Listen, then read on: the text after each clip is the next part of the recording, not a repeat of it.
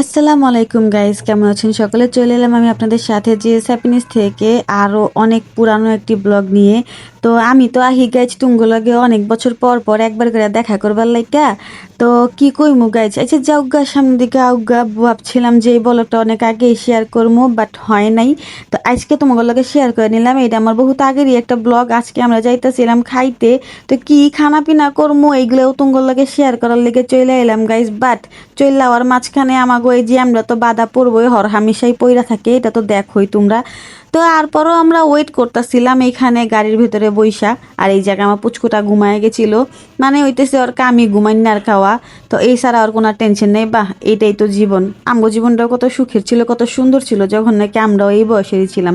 তো যাই হোক, সামনের দিকে আজ্ঞা। এখানে যে আমরা কিছুটা ছাড়ছে, চাইতেছিলাম সূর্যের একটা ফুটেজ নিতে, বাট এই হালায় আয়া পড়লো মাঝখান দিয়া। চেষ্টা করলাম আবারও নেওয়ার লেগে তুমগুলোকে শেয়ার করতে, বাট সূর্যটাই পলাইতা ছিল আমগো কাছ থেকে। তো ভাবলাম যে এটা আর আইবো না, আমগুলোকে রাগ করছে। তো আমরাও রাগ কইরা এদিকে ঘুরে গেলাম গা। মুখ ঘুরার পরে যেহেতু বহুত আগের বলক কইতেই পারতাছিলাম, আর আমার হাজবেন্ডের চুল দেখা দাঁড়িয়ে দেখা তোমরা সেটা বুঝাও গেছো গা যেটা বহুত আগের বলক। কারণ এত বড় বড় হয়েছিল যে কাটার মতন বেচারা সময় পাইতেছিল না, কিছুদিন আগে অনেক ব্যস্ত ছিল। তো সেই সময়কারই বলক এটা। আর এইখানে এসে পড়ছিলাম গাইস, কও দেখি এটা কোন জায়গা। তোমরা যদি গেজ করবার পারো তাহলে আমার অবশ্যই কমেন্ট বক্সে জানাইয়া দিও যেটা কোন জায়গা। মাঝে মাঝে কারেন্ট যাওয়ারও দরকার আছে, কারণ কারেন্ট গেলেই বুঝতে পারি যে আমার গ্যালারিতে এখনো কত ভিডিও পড়ে রয়েছে যেটা কিনা তোমাগুলোকে শেয়ার করা হয়নি। তো যাই হোক, আজকে যেহেতু এই বেলা একটা পাইয়াই গেছি গা, তো ভাবলাম যে শেয়ারটা করেই নি। আর এই তো গাইজ দেখো এখানে কত সুন্দর জায়গা, আর আমরা কোথায় দাঁড়াইয়া ছিলাম তো এইটাও তোমাদের সাথে শেয়ার করে নিতেছি। মানে হইতেছে এই জায়গায় তো আগেই যাওয়া হয়েছিল, খাওয়া দাওয়া হয়েছিল, তোমাগুলোকে বলকও শেয়ার করা হয়েছিল। তো ভাবলাম কেননা এটার অপোজিট সিস্টেমে যেটা হয়েছে সেটাতেই জায়গা। তো আজকে আমরা এখানে চলে আসছি। আর আইসার পর থেকেই খাওয়ার লেগে অপেক্ষা করতেছি, কিন্তু খাওয়া না রাইতেছে না। হ্যাঁ, নাকি খাওয়ান খালি তৈরি হইতেছে। তারপরে যখন তৈরি হয়েছে ভাই, হইতে হইতে আজান তো দিয়েই ফেলাইছে। মানে হইতেছে আমরা এখানে ইফতারি করার জন্য আসছিলাম, সো ইফতারির আইটেমটাই আমাদেরকে দেয়া হয়েছে। আর এটা রোজার ব্লগ যেহেতু ছিল, এটা তোমার সাথে শেয়ার করা হয় নাই, তো আজকে শেয়ার করে নিলাম। আমার পোলা তো এখানে অপেক্ষা করবার জন্য প্রস্তুত ছিলই না। আমার পোলা তো আগের থেকেই হাতাইতা ছিল যে আম্মু আমি এটা খামু এটা খামু, কতক্ষণে আর আজান দিব। তারপর ওরা বুঝাইতে বুঝাইতে দেখি যে আমার পেটে ডাক পারবার লাগছে যে এটা খা জেনি, এটা খা, রোজা তো রাখছো, সাজান তো দিতেছে, এবার এটা খা এটা খা। মানে কোনটা খামু ভাই আমি নিজেও বুঝতেছিলাম না যে আমি কোনটা খামু। এদিকে তো আমার বন্ধু বান্ধব আমার লাগে মজা লইতেছিল। দেখো আমার বন্ধু এনে হাসতেছে। মানে আমার বন্ধু আমার জামাইয়ের বন্ধু একই, কারণ হইতেছে আমরা একই কলেজে পড়ে আইছি যেহেতু। তো ওইখানে হাসাহাসি করতেছিল।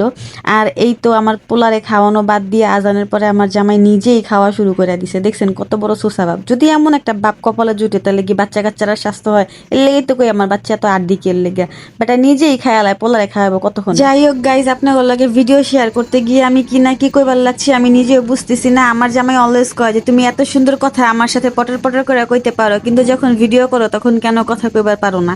তো আমিও চিন্তা করি যে ভাই আমি কি আদৌ কি কথা কইবার পারি কি পারি না, একটু আপনারা জানায়েন দিন তো। কারণ আপনার লগে কথা কইতে গেলেই না আমি কেমন জানি সবকিছু আউলায় হালাই। তা আউলায় হালাই নাকি কথা কইতেই পারি না জানি না, কিন্তু আমার জামাইয়ের লাগে আমি কিন্তু অনেক সুন্দর কথা কইতে পারি। যখন এর লাগে বই আর কান জ্বালাপালা হয়ে যায়, কিন্তু আমার মুখ থামে না। মুখ দিয়ে ফেনা ছুটে এলাম, তাও কথা বন্ধ হইব না, এমন একটা ব্যাপার হয়ে যায়। তো জানি না জামাইয়ের লাগে কি সব মেয়েরাই এমনি কথা কয় নাকি আমিই কথা কই এমনি, আল্লাহ মাবুতি ভালো জানে। তো যাই হোক, এখানে জায়গাটা খুবই সুন্দর লাগতেছিল খাওয়ার পরে। তো ভাবলাম যে একটা ফুটেজ নিয়ে নিয়ে আপনাদের সাথে শেয়ার করি।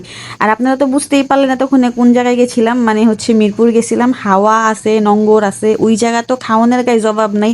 মিরপুরবাসীরা হয়তো অনেক মোটা গাটা, কারণ ওইখানে খাওয়া দাওয়ার কোনো অভাব নেই। স্ট্রিট ফুড থেকে শুরু করে রেস্টুরেন্ট পর্যন্ত সবই আছে ওইখানে। আর তারপরে গাইজ খাওয়া দাওয়া শেষে আমার জামাই তো এই জায়গায় আর একটা সেকেন্ডও থাকতে রাজি না। মানে রাজি না, মানে রাজি নাই। মানে বান্দারে আমি বাইন্দাও একটা সেকেন্ড ওই জায়গায় আর রাখতে পারতেছি না।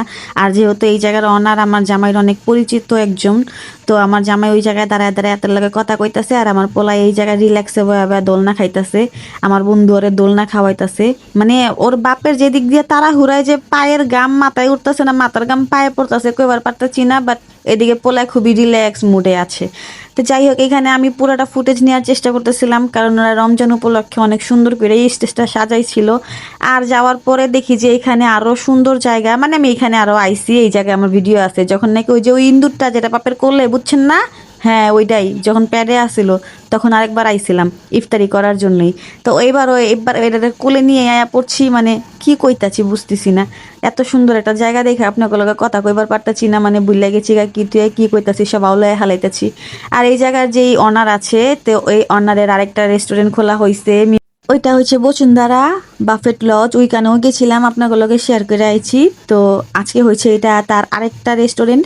আর ওইখানে যতগুলো সোফা দেওয়া হয়েছে, যতগুলো চেয়ার দেওয়া হয়েছে, সবগুলোই আমার জামাইয়ের কারখানা থেকে নেওয়া হয়েছে, সেটাও আপনাদের সাথে শেয়ার করছিলাম। আর আমার জামাইয়ের কারখানার যে নামটা, সেটা আমি এখানে পেজটা দিয়ে দিমু।